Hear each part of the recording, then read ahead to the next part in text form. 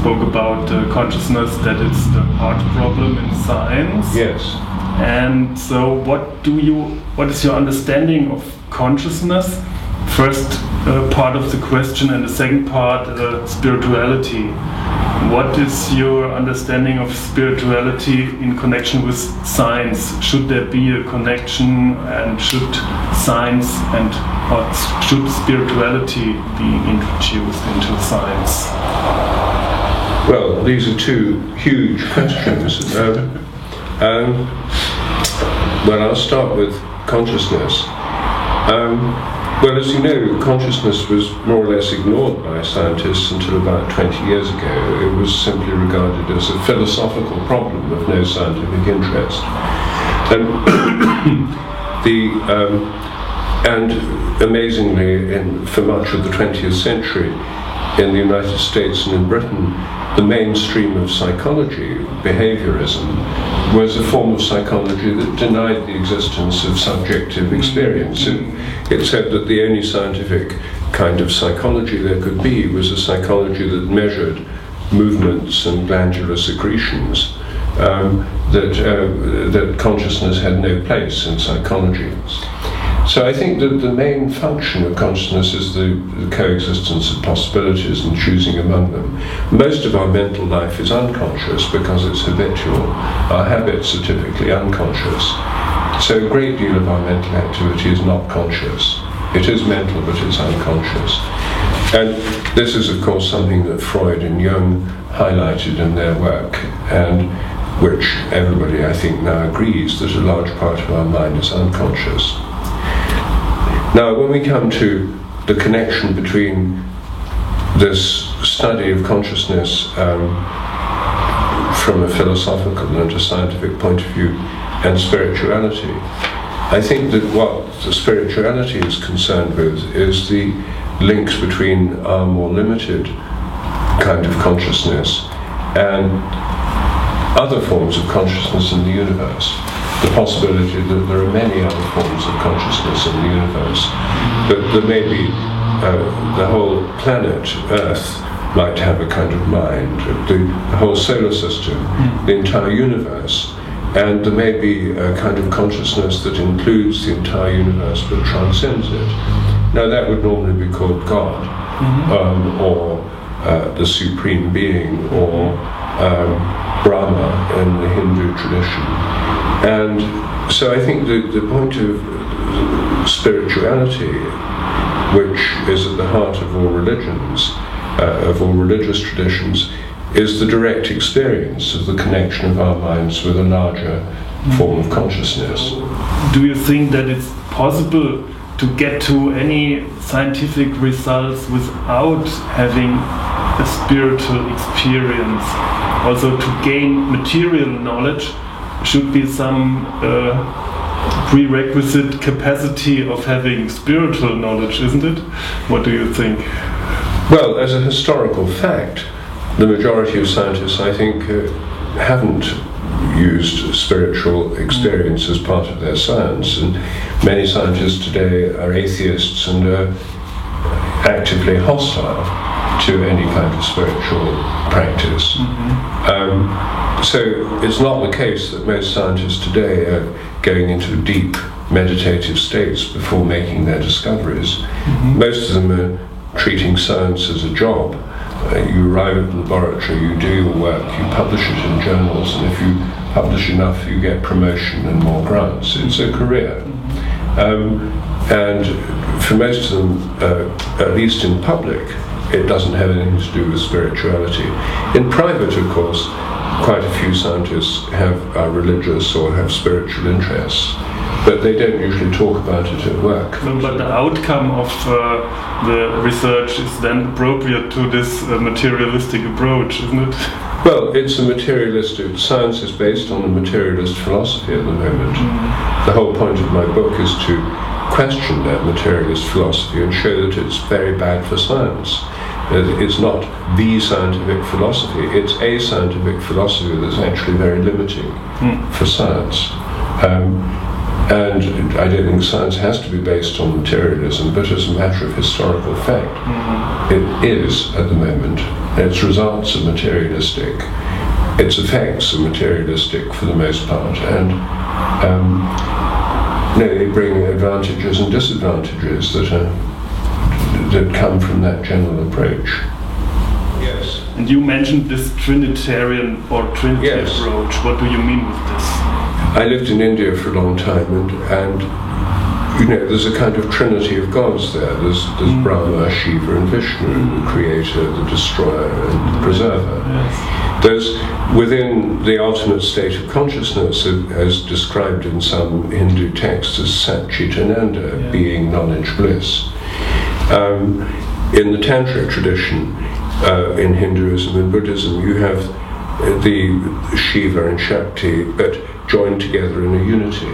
In Taoism, you have yin and yang in the circle, which is the third principle that contains the two. And in the Christian version of the Trinity, the central image of God in Christianity is as the Holy Trinity. I'm a Christian, and so for me the Trinitarian model that I think about most is the Christian version of it.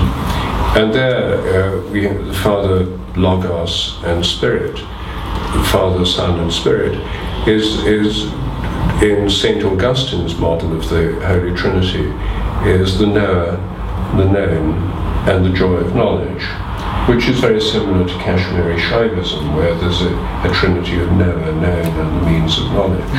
Which is also mentioned in Bhagavad Gita, the same principle. Yes, yes. So we find very similar principles among people who've thought deeply about these questions. And that's why I think that a Trinitarian model is the best starting point. Of course, there can be 4, 5, 6, 7, etc., but a minimum. The Trinity seems to be the minimum. If we go to a duality, it's deeply unsatisfactory, because why should these two things be related at all? They can only really hold together if they're enclosed by a third or part of another principle.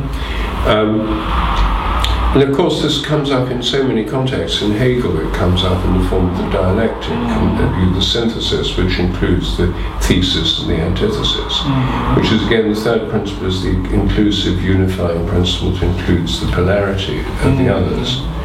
So we have a question from Gabriele Sick also, she likes to ask. This is actually a good point for my question, because now we got actually into a deep spiritual discussion, and we are far away from the regular methods of science, like the positivistic methods. I want to see something making it clear. So what do you think? How, or is there a way of other methods in science, like all this measuring and stuff? Because I don't think, or this is the question, if we want to go more deeply into spirituality, we have to find other methods. Well, I think that we can study a lot of things using standard scientific methods. With psychic phenomena like telepathy, we can use standard techniques. I use them all the time. If we're interested in, is a dog telepathic about its owner coming home, we film the dog, we find out when it starts waiting, we can have the owner come at random times to rule out the possibility it's just coincidence, and so on. So we can extend the scientific method much further than it's been extended so far. But if we're dealing with the phenomena of subjectivity, of direct inner experience, then obviously we can only study it through subjective reports, people's reports of their unconscious states. But that can also be looked at in a somewhat scientific way. I mean, Alistair Hardy's study of mystical experience, for example, he collected thousands of reports from people about their mystical experiences, and he then approached it like a naturalist, the natural history. Do these fit into categories? And he found, yes, they do. Some people's had nature mysticism. They're outdoors, they're looking at a sunset, or they're on a mountain. They have this tremendous feeling of unity with the earth and the beauty of the earth and the sense of purpose and divine presence in nature. That's one kind. Then there's another kind which would be unitive experience, where all distinctions disappear. That would mostly be meditating with their eyes closed. So there's a variety of kinds of mystical experience, and looking at those scientifically, they can fall into categories. William James, the great American psychologist, in his book Varieties of Religious Experience, also did a kind of study of the natural history of religious experience. So that we could call scientific.